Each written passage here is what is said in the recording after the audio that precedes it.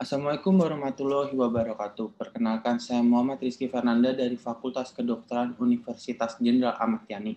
Di sini saya akan mempresentasikan penelitian saya yang berjudul Perbedaan kadar hemoglobin pada balita stunting dan non-stunting di wilayah kerja Puskesmas Cibeber.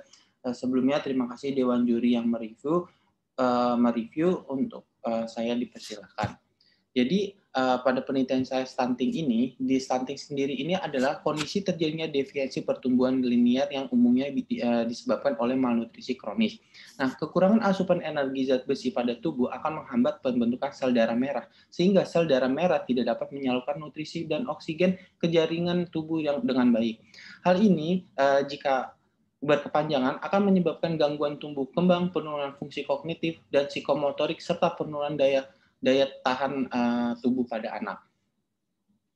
Untuk prevalensi pada di dunia tahun 2018 didapatkan 21,9% anak mengalami stunting. Untuk di Indonesia sendiri di tahun 2013 terdapat kenaikan menjadi 37,2% anak mengalami stunting. Di wilayah kerja Puskesmas Cimahi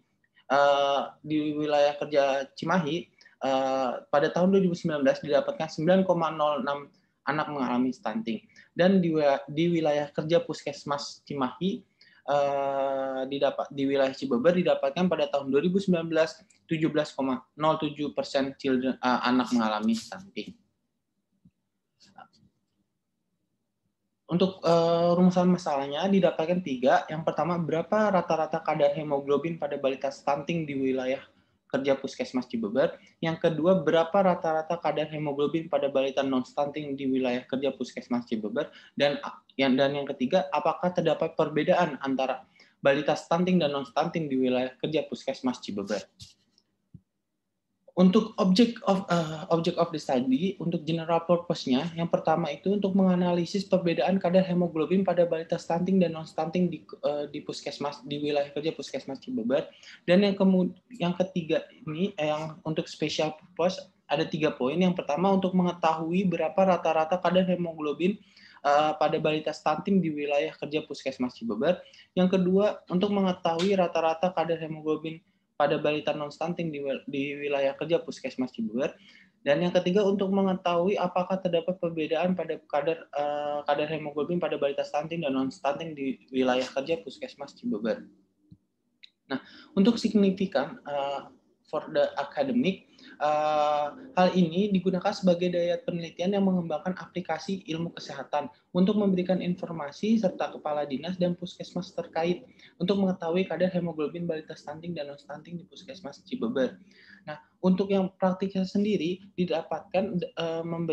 dapat memberikan informasi kepada masyarakat mengenai pentingnya asupan zat besi dan pemberian asupan nutrisi pada anak sehingga anak tidak dapat sehingga nutrisi yang cukup akan membentuk kadar hemoglobin yang baik yang sempurna pada tubuh anak. Nah, untuk stunting, definisi stunting ini adalah gangguan tumbuh kembang anak yang dialami anak akibat gizi buruk, infeksi berulang, dan stimulasi psikososial yang tidak memadai.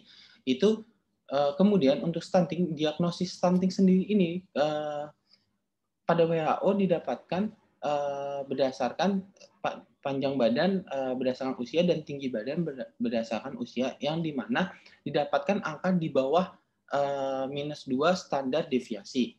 Untuk faktor-faktor stunting, faktor utama stunting didapatkan BBLR yang di bawah 2.500 gram, kemudian ada panjang badan di bawah 48 cm, kemudian adanya penyakit infeksi, kemudian adanya seperti ISPA, kemudian jenis kelamin. Rata-rata jenis kelamin laki-laki lebih sering mengalami stunting.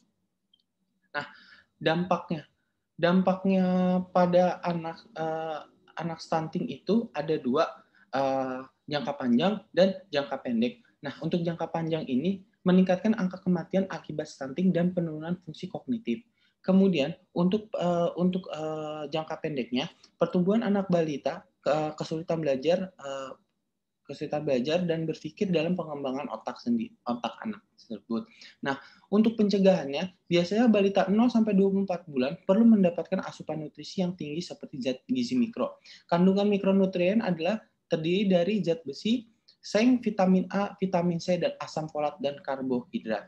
Kemudian untuk patofisiologinya pada indeks massa tubuh ibu prahamil yang rendah menyebabkan gangguan gizi masa janin dan masa prakonsepsi, sehingga ketika ibu hamil tidak mendapatkan asupan gizi yang cukup menyebabkan kondisi tubuh mengalami kekurangan energi kronik atau KEK yang akan berdampak pada pertumbuhan janin dan menyebabkan stunting atau pendek. Di sini adalah jangka saat melahirkan.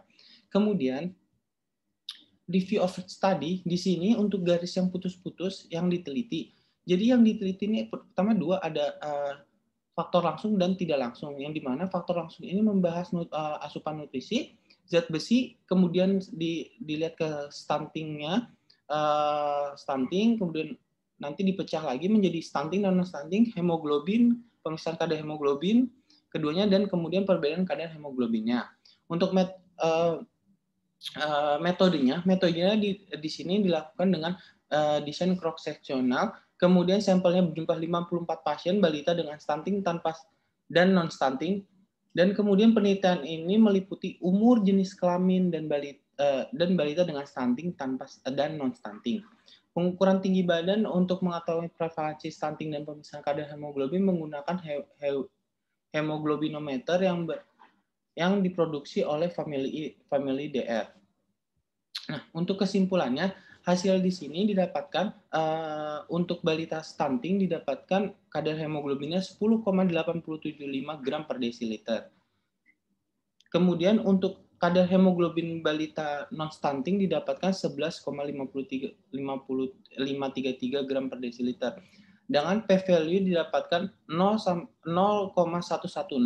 Nah, di sini tidak didapatkan perbedaan yang signifikan antara balita stunting dan non-stunting. Dan dapat disimpulkan bahwa tidak ada perbedaan kadar hemoglobin pada balita stunting dan non-stunting. Terima kasih Dewan Juri yang telah mendengarkan presentasi saya. Assalamualaikum warahmatullahi wabarakatuh.